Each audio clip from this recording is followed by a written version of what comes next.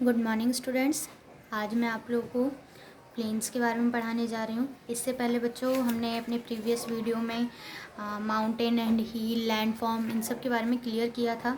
ठीक है, तो आज मैं आप लोगों को प्लेन्स के बारे में, यानी कि इंडिया में जो भी मैदानी क्षेत्र हैं, मैदानी इलाका है, उन सब के बारे में आज मैं आप लोगों को बताऊँगी।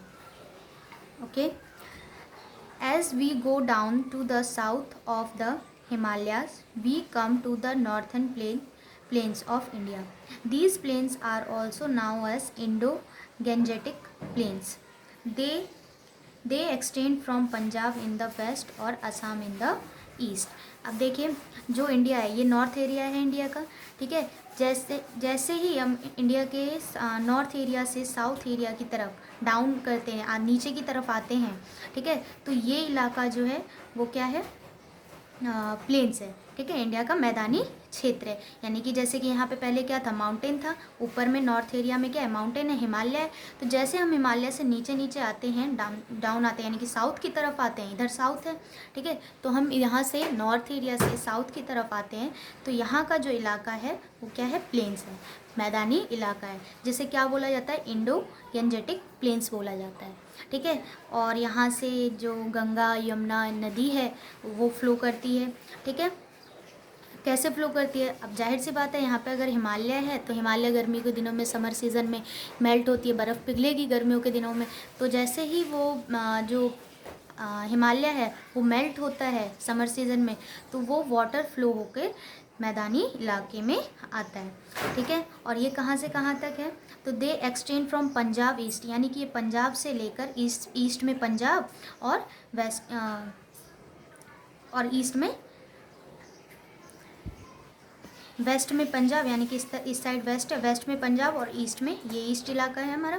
ठीक है, वेस्ट में पंजाब से लेकर ईस्ट में असम तक फैला हुआ है। ये जो इलाका है मैदानी क्षेत्र है, यानी कि प्लेन्स जो है हमारा पंजाब से लेकर वेस्ट की ओर, पंजाब से लेकर और ईस्ट में असम तक फैला हुआ है।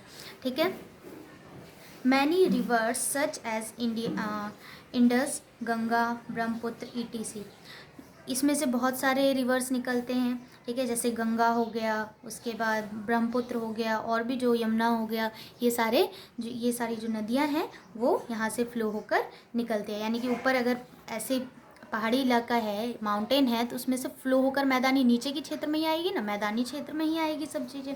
ठीक है, जो पानी है वो नीचे ही आएगा, तो मैदानी इलाके में आता है। Which originate in the Himalayas flow into the plains of northern India. तो बच्चों, हिमालय जो है वो नॉर्थ से पिघल कर, यानी मेल्ट होकर साउथ की तरफ आता है, फ्लो करता है। ठीक है, this make the land very fertile and rich in ground, most suited from cultivation. The area is also rich in ground water sources.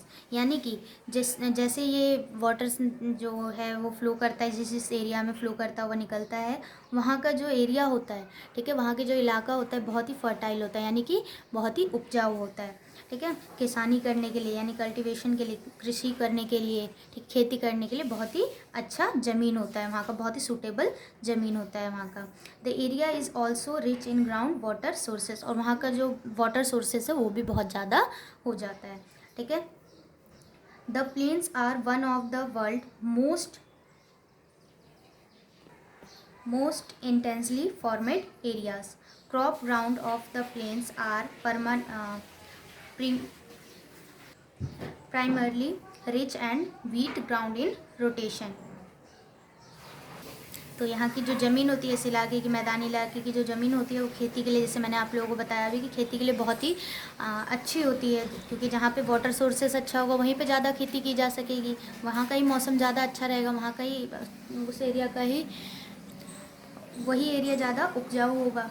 ठीक है, तो यहाँ पे क्रॉप जो है वो रोटेट करके उगाई जाती है, और यहाँ पे किस किस चीज़ों की खेती होती है, जैसे गेहूँ, चावल, इन सब की खेती होती है, और वो रोटेट करके उगाई जाती है। जैसे कि 6 महीने गेहूँ उगाए, 6 महीने चावल की खेती कर ली, इस तरीके से रोटेट कर करके यहाँ पे फार्मिंग होती है। अदर क्रॉप्स इंक्लूड मेज, शुगर कैन एंड कॉटन और इसके अलावा यहाँ पे चावल और गेहूं के अलावा यहाँ पे जैसे कि मेज़ होता है, मक्का होता है, शुगर कैन होता है, कॉटन होता है, तो इन सब की खेती भी की जाती है। The reason is a thickly polluted. Many well-known cities and town are located along the banks of river Ganga and Yamuna. इसी कारण की वजह से जो है ज़्यादा पॉपुलेशन कहाँ होती है, गंगा रिवर के किनारे और यमुना रिवर के किनारे ही ज़्यादा पॉपुलेशन, जितने भी सिटी हैं, टाउन है, वो इन्हीं रिवर के किनारे होते हैं। और ज़्यादा जनसंख्या, ज़्यादा लोग वहीं रहेंगे जहाँ पे ज़्यादा पानी मिलेगा उन्हें, जहाँ का मौसम वातावरण अच्छा रहेगा, जहाँ पे उन्हें काम मिलेगा, खेती वेती कर सकेंगे, तो वहीं ज़्यादा लोग रहेंगे, है ना। तो इसी नदियों के किनारे ही ज़्यादा लोग रहते हैं। जितने भी सिटी हैं, टाउन है, नगर है, वो सब इसी नदियों के किनारे बसे हुए हैं। In the plains it is very hot in summer and cold in winter. जो प्लेन्स एरिया होता है बच्चों, वो गर्मियों में बहुत ही ज़्यादा गर्म होता है, बहुत ही गर्म होता है, और सर्दियों में बहुत ही ज़्यादा ठंडा होता है plains area. There are also some plains along the sea coast in the southern part. They are called coastal plains. Rivers such as Krishna, Narmada, Kaveri, Godavari and Mahanadi flow through the plains. अब देखिए, जितने भी नदी के किनारे बसे हुए area होते हैं, ठीक है, जहाँ से नदियाँ निकलती है, उस एरिया को क्या बोला जाता है? कोस्टल एरिया बोला जाता है, ठीक है। जैसे कि यहाँ देखिए, इस एरिया को क्या बोला जाता है? कोस्टल एरिया बोला जाता है। यानी कि जितने भी ये प्लेन्स है जो कि नदी के किनारे हैं, ठीक है, उसे ही कोस्टल एरिया बोला जाता है। तो साउथ में ये जितने भी हैं, क्योंकि यहाँ पे भी मैं पिछले चैप्टर में बताई थी, यहाँ पे भी छोटे छोटे माउंटेन होते हैं, जिसे क्या बोला जाता है? जिसे हिल्स बोला जाता है, जो माउंटेन से छोटे होते हैं। तो जाहिर सी बात है, जहाँ पे माउंटेन रहेगा वहाँ पे बर्फ़ पिघलेगी और वहाँ से नदियाँ निकलेंगी, है ना। तो ये जितना भी एरिया है, ये प्लेन्स है, और इसे क्या बोला जाता है? कोस्टल एरिया बोला जाता है, क्योंकि यहाँ से नदियाँ निकलती है। तो साउथ में जितने भी प्लेन्स हैं, उसे क्या बोला जाता है? कोस्टल एरिया बोला जाता है। और इसी में से बहुत सारी नदियाँ निकलती है, बहुत सारी नदियाँ फ्लो करती है, जैसे कि Ganga, Krishna, Narmada, Kaveri, Godavari, Mahanadi flow through plains, इसी प्लेन्स के थ्रू फ्लो करती है।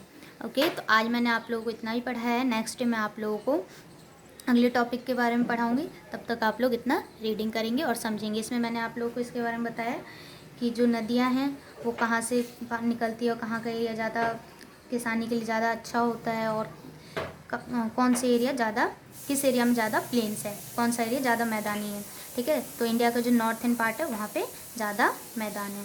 Okay, thank you.